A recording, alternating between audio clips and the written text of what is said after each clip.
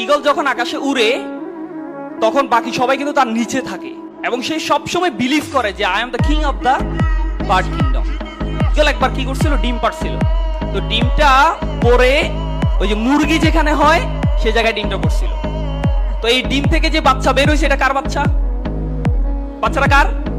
কিন্তু আছে কাদের সাথে? এখন এই বাচ্চা যখন ডিম ফুটে যখন বাচ্চা হইলো তখন সে তার আশেপাশে দেখতেছে সব মুরগি।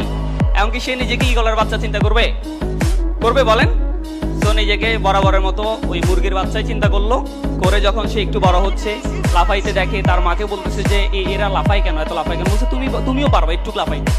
তো লাফায় এতটুকু উঠে। সে বিলিভ করছে যে মুরগি মানে হচ্ছে এর চেয়ে বেশি উঠতে পারে না, তাই তো নাকি? কিন্তু আসলে কি সে মুরগি ছিল? ছিল না। তো সে কিন্তু মুরগি না, সে কিন্তু ঈগল। সে যদি বিলিভ করতো যে I am the king of the bird kingdom, তখন কিন্তু সে আকাশে থাকতো। তাহলে এই যে বিশ্বাসটা, দৃষ্টিভঙ্গিটা, এটা যদি আমরা চেঞ্জ করতে না পারি, যত ক্যারিয়ার মিট আপ, যত স্কুল অফ ইঞ্জিনিয়ার, যত ধরনের মোটিভেশনাল সেশন আমরা নিই, বাট আমার নিজেকে আমি ডেভেলপ করতে পারবো না।